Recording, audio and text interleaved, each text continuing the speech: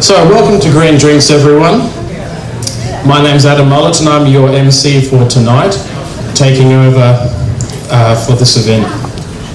So, Green Drinks. For those of you who haven't been before, it's a networking event that's run worldwide that is for sustainability enthusiasts. And in Perth, it's run every 2 months, and it has been since 2007. Green Drinks is a volunteer-run organisation. So what I'd like to do first and foremost is to thank those volunteers. So please join me in thanking Lorca, Hannah, Margie, Alicia, and our main organiser, Flavia.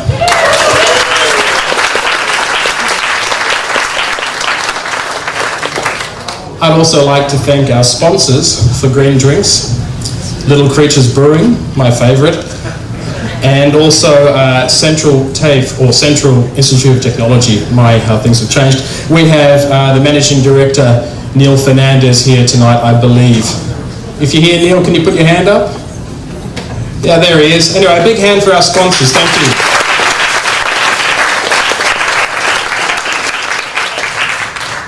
Our event tonight is outside in the marquee. It's on Museum Street, a special thing tonight, and it's part of what's called Left of Central. It's a joint initiative between the Central Institute of Technology and the City of Perth, which is to activate Museum Street, where we're sitting right now. Museum Street is the heart of the Central Institute of Technology campus, which is servicing more than 20,000 students at the moment. So thank you very much to Left of Central.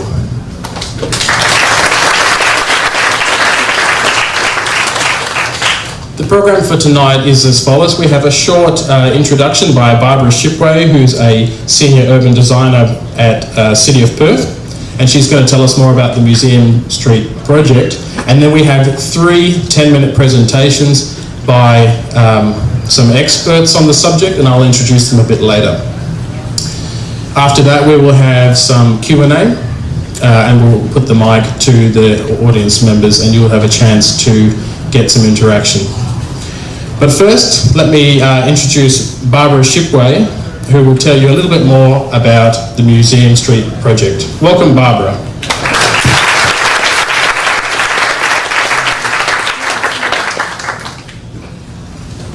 Short microphone. Thanks, Adam. I think you've said everything I was going to say now. But I don't have pictures tonight because the project I've worked on is right out here at Museum Street. And this came about over the last few years. We've been doing a master plan for Central to try and create this space. At City of Perth, we're responsible, along with MRA, for most of the public realm. So this falls within the jurisdiction of both of us. And so, along with the agreement of MRA, we've come up with a master plan. I've got copies down here, a few copies. You can look it up on our website. And this was a master plan for creating a proper campus for Central. Being an urban institution, it hasn't had that space where you can really get together and mingle and sit down and Wi-Fi and sit and just have a sit and chat. So this is what we were looking to create.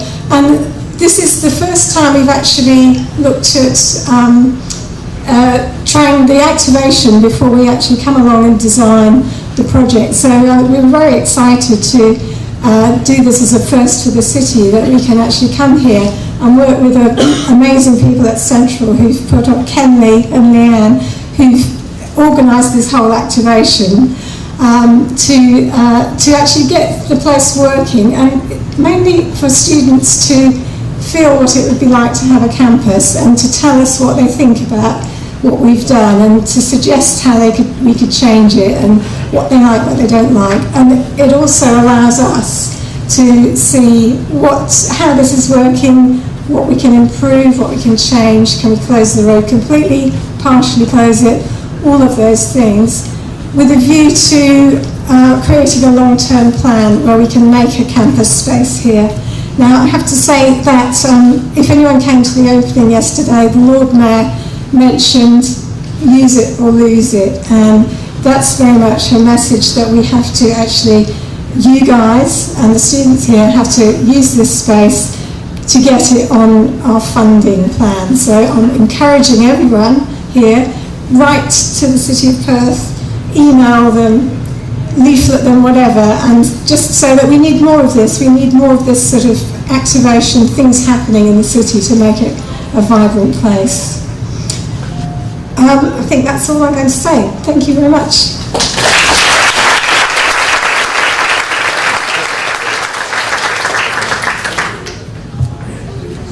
Thank you, Barbara. Each time Green Drinks is run,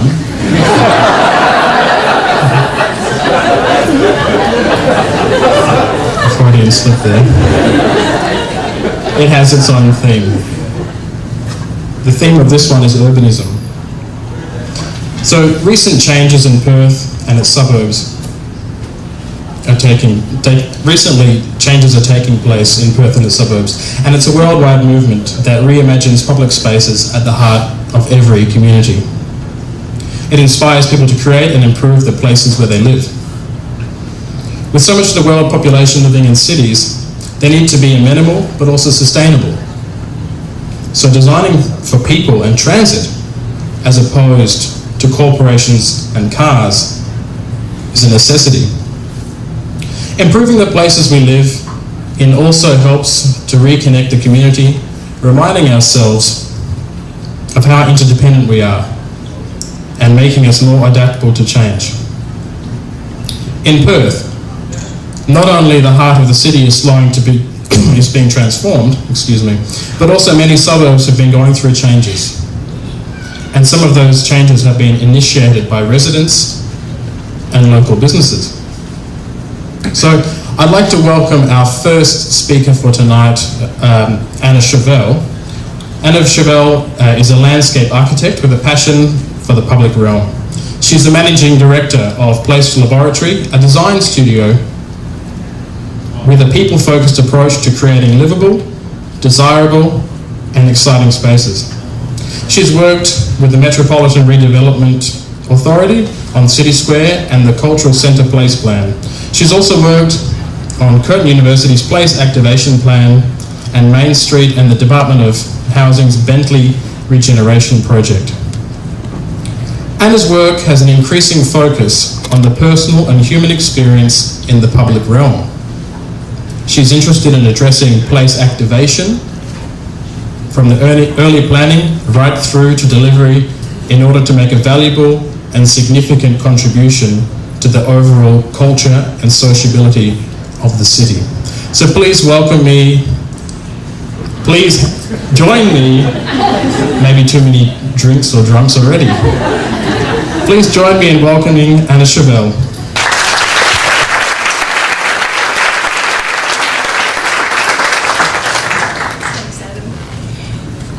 So I'm actually a landscape architect, and I'm not really quite sure if people know what landscape architects are, but we're architects who design external spaces, and so we're really interested in the public realm.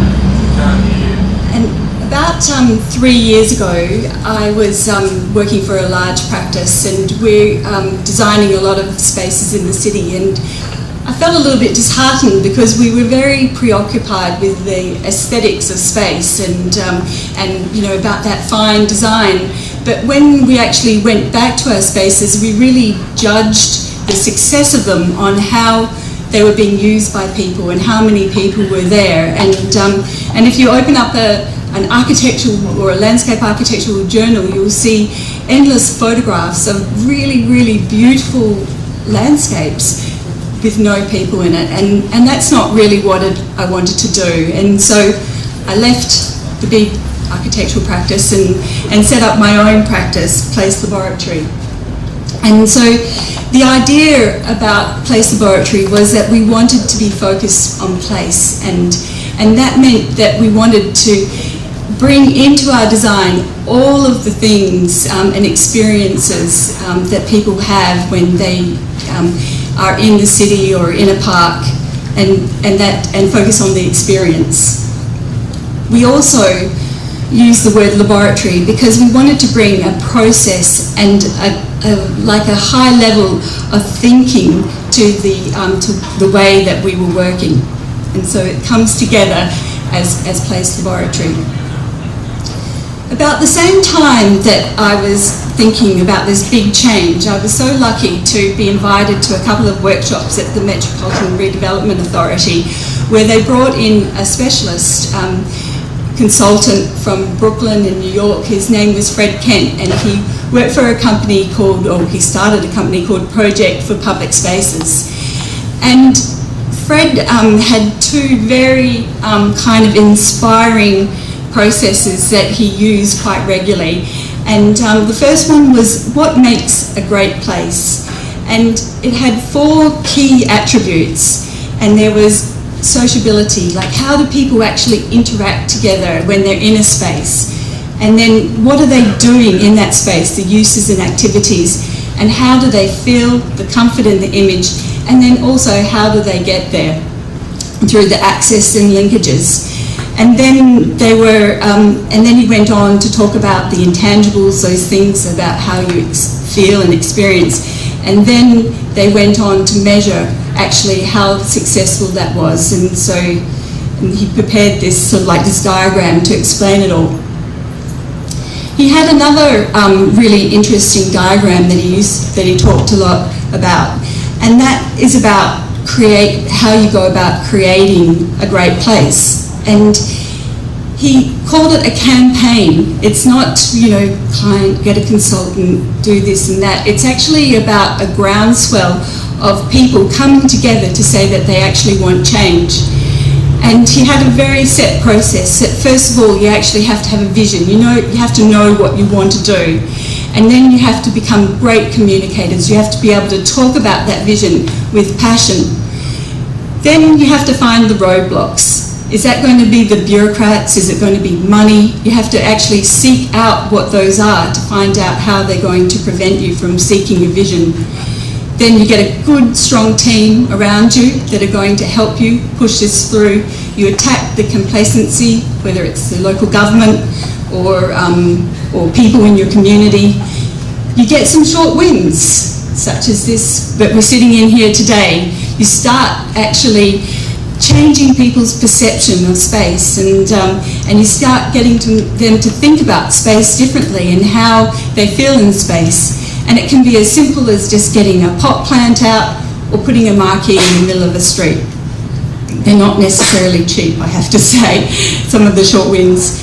And then you start taking on the bigger challenges and starting to really deal with the processes of making change. And then you actually connect those projects to your broader community, and then hopefully then it'll take on its own, I suppose, process and become something more than what you've ever imagined. And so we said, yep, that's it. That's what we want to do. We want to create good places and great places. And so even though we're a consultant team and we're brought in by the client to try and help this process along, we really do believe very strongly in all of those things that Fred was talking about. So we start off with the vision, the place proposition. What is this place? What are the values? Because they're so important to have those things as the fundamental for everything that you do. I suppose that it's so fundamental that it actually is the brand of what your place is about. Those values should be so entrenched in your design that people just automatically know that it's about quality or lifestyle or health, safety or vibrancy, sustainability and amenity. And you can't actually disconnect those things from what you actually are trying to do as part of your process. We do have a little bit of a formula that we work with that is very much inspired by Fred Kent, and so we always start off working out where the destination is. What is the thing that is going to draw people to this place? And then we say, well, when they're in that place, we have another idea is like there must be at least 10 things that people need to do once they're in that place. And it can be as simple as designing a park and a playground, or designing the cultural centre. And then we think about that what is going to relate to people in those spaces, and so it's really important that there is those connectivity, that comfort and sociability and a sense of place. Then has to be useful. People need to be able to have something to do while they're there, but at the same time it has to be flexible to be able to accommodate change. And then I think being a landscape architect, we always bring something unique and special to the process, and that is making it meaningful, where we'll always step back and say, what is the history of this place? What are its stories? And then we'll always try and entwine those into the design, so to try and make it really belong to that community or to that area. So over the last 3 years since we set up Place Laboratory, we've been so lucky to be able to work on quite a few place activation plans with the MRA. It was a real quantum leap when we started doing this, because we came from a very traditional process, and we actually had to, a traditional design process, and we had to basically ignore all of our intuition and actually go back to the basis of place activation. And we've just finished doing place plan for City Square, which is the area in the Horseshoe Bridge where the dive structure comes down, and that is now has gone out to tender for an architect, and so it'll be happening over the next few years. We also did some quick wins for the MRA for Chinatown, which was just about trying to get people to recognise where Chinatown was and try and hide the ugly bus station.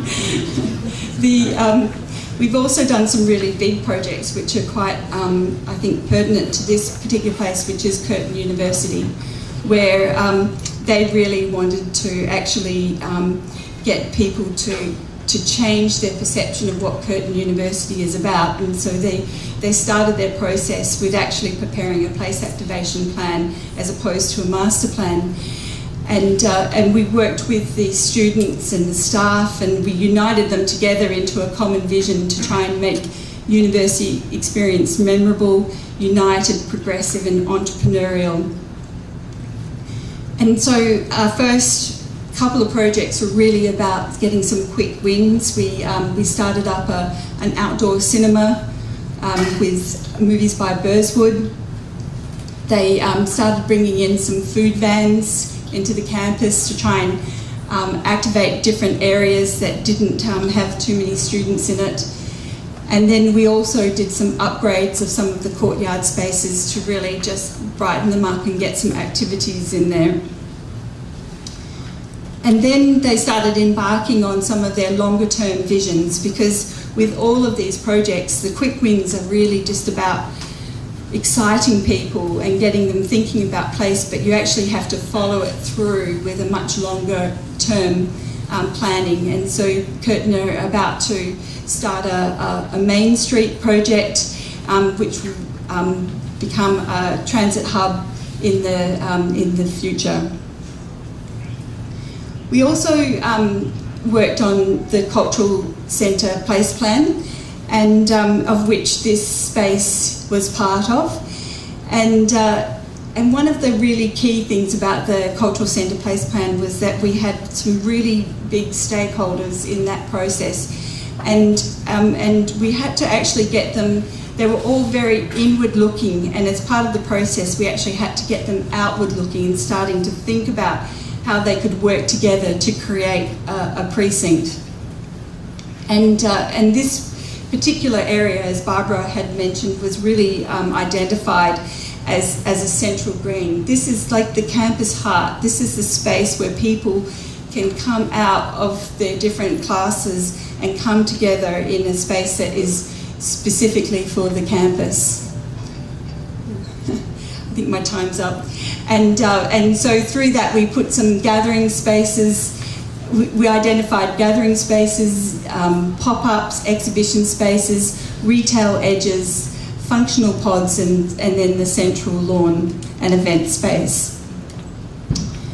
I suppose just to conclude, I'll say that I'm not a placemaker, and the reason, because a lot of people say, oh, you're a placemaker, but I'm not a placemaker, I'm a landscape architect, because placemaking is not a profession, it's actually a way of doing, and it requires a lot of people to actually get it to happen. And so we have landscape architects, we have architects, planners, economists, management, exhibition and community facilitators and event coordinators, and marketing and branding, and it really does take a team of people to actually get this to happen, from a really broad range of expertise. But always at the centre of it has to be the community and the people that will use it.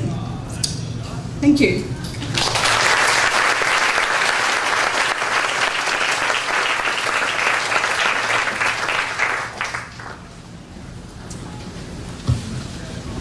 Thank you, Anna.